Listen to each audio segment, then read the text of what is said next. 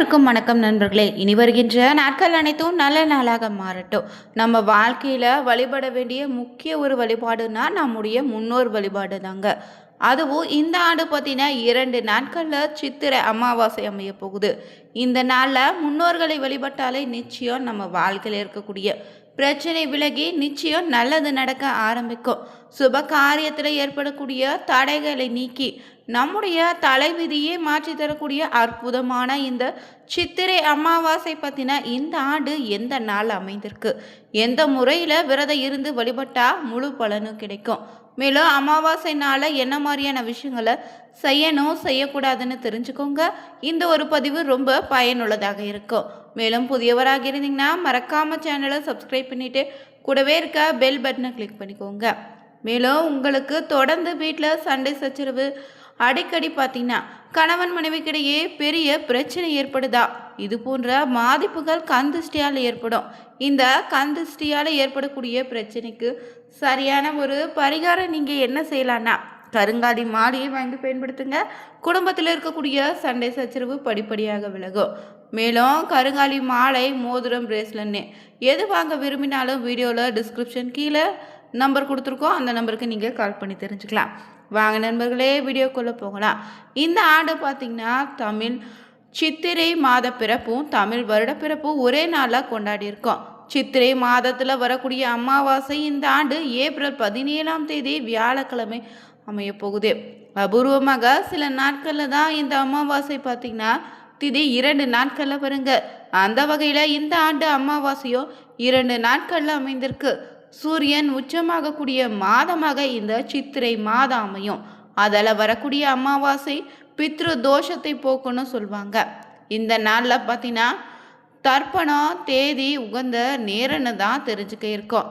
அந்த வகையில் இந்த சித்திரை அமாவாசை பார்த்தீங்கன்னா 16ஆம் தேதி மாலை பார்த்தீங்கன்னா 7:31 மணிக்கு தொடங்கி அடுத்த நாள் பார்த்தீங்கன்னா 17ஆம் தேதி 5:47 வரை இருக்குது. இந்த வியாழக்கிழமை அன்று இரவு 7:30க்கு துவங்கக்கூடிய இந்த அமாவாசை திதி வெள்ளிக்கிழமை மாலை தாங்க 5:47 மணி நிறைவடையுது. உதய திதியின் அடிப்படையில் வெள்ளிக்கிழமையில் நீங்கள் அமாவாசையை அனுஷ்டிக்கலாம். வெள்ளிக்கிழமையில் மாலை வரை நீங்கள் அமாவாசை திதி இருப்பதால் வெள்ளியன்றே அமாவாசையில் செய்யக்கூடிய தர்ப்பணம் செய்திடுங்க. தர்ப்பணம் செய்யும் போது கிழக்கு திசை நோக்கி நின்றவாறு இல்லைனா அமர்ந்தவாறு மந்திரங்களை சொல்லணும். பிறகு இந்த நாள் முழுவதும் நீடிப்பதால் மதிய நேரத்துக்குள்ள தர்ப்பணம் செய்வது நல்லது. வெள்ளிக்கிழமையாக அமைந்திருப்பதால் காலை 10:30 to 12 மணி வரை ராக காலம்னு சொல்லுவாங்க. இதற்குள்ளாக அமாவாசை தர்ப்பணம் செய்ய முடிப்பது நல்லது. காலை செய்ய முடியாதவங்க 12 மணிக்கு மேலே நீங்கள் சித்திரை அமாவாசைக்கான தர்ப்பணத்தை செய்து முடிக்கலாம். இந்த அமாவாசை பார்த்திங்கன்னா சூரியன் சந்திரன் ஒரே ராசியில் சஞ்சரிக்கிறாங்க. சித்திரை மாதம் வரக்கூடிய அமாவாசை அன்று நடக்கக்கூடிய சிறப்புல இதுவும் ஒன்று. உச்சமடையக்கூடிய சூரியனை இந்த நேரத்தில் பார்த்திங்கன்னா இணையக்கூடிய அமாவாசையில் நீங்கள் வழிபடுவது உங்களுக்கு திரிகிரக யோகத்தை கொடுக்க போகுது. வாழ்க்கையில் பார்த்தீங்கன்னா ஏதாவது ஒரு தமிழ் வருடத்திலாவது அவசியம் தர்ப்பணம் செய்ய வேண்டும். 21 தலைமுறை 21 தலைமுறைக்கு பின்னாடியும் நாம் வைக்கக்கூடிய சொத்து இது மட்டும்தாங்க. பொதுவாக ஒவ்வொரு அமாவாசை தமிழ் மாத பிறப்பு தினத்தின் தர்ப்பணம் கொடுக்கணும். தமிழ் வருடத்தின் முதல் மாதமான சித்திரை அமாவாசை தினத்தில் முன்னோர்களுடைய படத்துக்கு நீங்கள் மாலை அணிவிச்சு படையல் வைத்து தர்ப்பணம் கொடுத்து இந்த நாளில் 4 பேருக்கு உணவு தானம் கொடுத்தாலே எல்லா வகையான நன்மையும் நடக்க ஆரம்பிக்கும். இதனால் பரம்பரைக்கே மதிப்பும் மரியாதையும் உண்டாகும். அதோடு வீட்டில் இருக்கக்கூடிய துஷ்ட சக்திகள் விலகி நன்மையும் சந்தோஷமும் நிச்சயம் உங்கள் வாழ்க்கையில் உண்டாகும். நம்முடைய முன்னோர்களை வழிபடுவதற்கு சிறப்பான ஒரு அமாவாசை இந்த சித்திரை அமாவாசைங்க. நம்ம வாழ்க்கை முழுவதும் செய்த பாவத்தை நீக்கி வாழ்க்கையில் அமைதி ஏற்படுவதற்கு அருள் செய்யக்கூடிய நாள் தான் இந்த சித்திரை அமாவாசை. இந்த நாளில் செய்யக்கூடிய முன்னோர் வழிபாடு வாழ்க்கையில் இருந்து எதிர்மறையான விஷயத்தை நீக்கி புதிய வாழ்க்கை தொடங்குவதற்கு முன்னோருடைய ஆசை பெறக்கூடிய அற்புத நாளுங்க. மேலும் இந்த அமாவாசை பார்த்தீங்கன்னா சாவித்ரி யமதர்மனிடம் இருந்து தன்னுடைய கணவனை சத்தியவானின் உயிரை மீட்டு வந்த நாளாகவும் சொல்லப்படுது.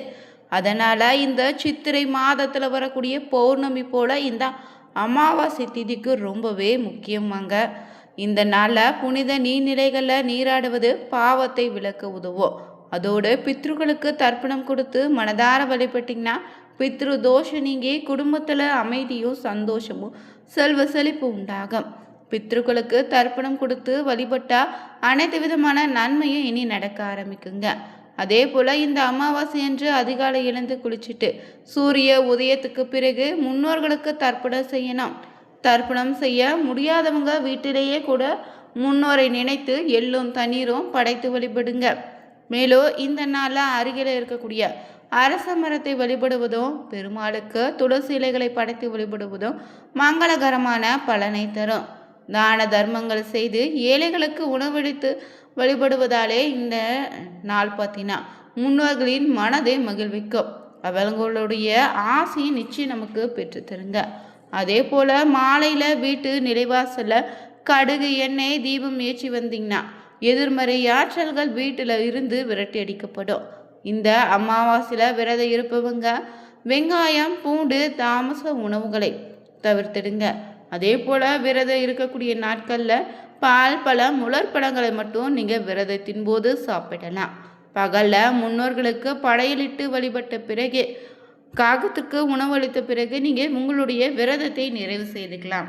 பொதுவாகவே அமாவாசை நாள்னா இறந்த நம்முடைய முன்னோர்களுக்கு தர்ப்பணம் கொடுக்கக்கூடிய அற்புதமான நாளுங்க.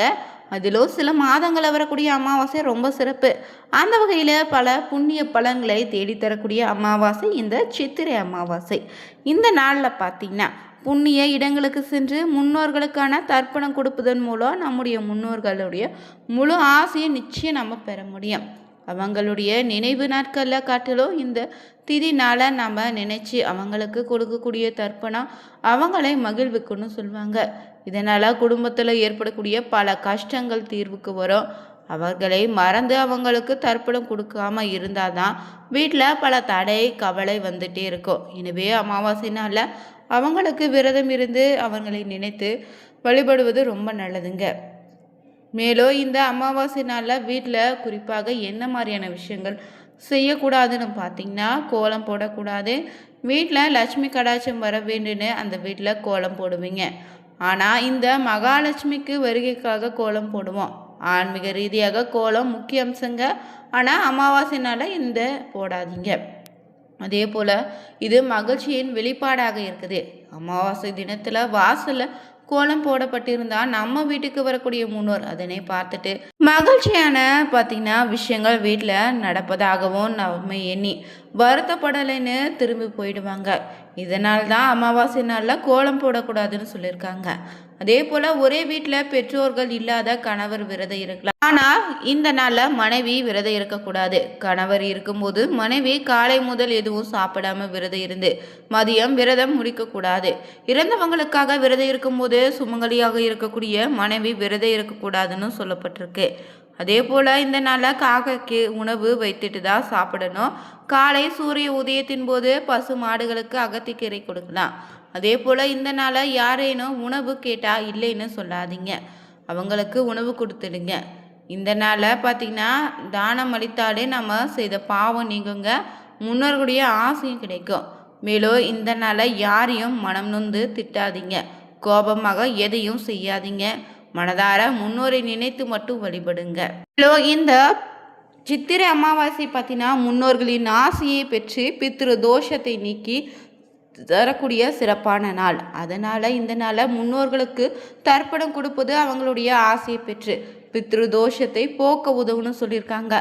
அதிகாலையில் குளித்து சுத்தமான ஆடைகள் அணிந்து கிழக்கு முகமாக அமர்ந்து பவித்திரம் அணிந்து தர்பை புல்லோ கரும்பு எள் கொண்டு 3 தலைமுறை முன்னோர்களின் பெயரை சொல்லி நீரோ எள்ளோ அர்ப்பணித்து இந்த ஒரு வழிபாடு செய்தாலே போதும்.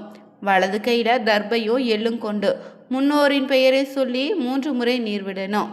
தர்ப்பணம் முடிந்ததும் காக்கை இல்லைன்னா பசுவிற்கு உணவு கொடுத்துடுங்க. முக்கிய விதி என்னென்னா காலை 10 to மதியம் 12 மணிக்குள்ளே செய்வது ரொம்ப நல்லது. மேலும் இந்த நாளில் காகத்திற்கு சாதம் வைக்கும் வரை உணவு அருந்தாதீங்க. கருப்பு எல்லை மற்றவங்களிடமிருந்து கடனாக வாங்காதீங்க. நதிக்கரைகள் கடல் இல்லைனா புனித நீர்நிலைகளில் சென்று வழிபட்டால் இன்னும் சிறப்புங்க. தந்தை இல்லாத ஆண்கள் மட்டுமே அமாவாசையில் தர்ப்பணம் செய்ய தகுதியானவங்களா. மேலும் இந்த பதிவில் பார்த்திங்கன்னா இந்த சித்திரை அமாவாசை என்று எப்படி விரதம் இருந்து வழிபட்டா நமக்கு இருக்கக்கூடிய தடைகள் நீங்கி வாழ்க்கையில் சுப நிகழ்ச்சிகள் நடக்குன்னு தெரிஞ்சுக்கிட்டோம். வீடியோ பிடிச்சிருந்தா லைக் பண்ணுங்கள், ஷேர் பண்ணுங்கள், கமெண்ட் பண்ணுங்கள். மறக்காமல் சேனலை சப்ஸ்கிரைப் பண்ணிக்கோங்க. அனைவருக்கும் நன்றி.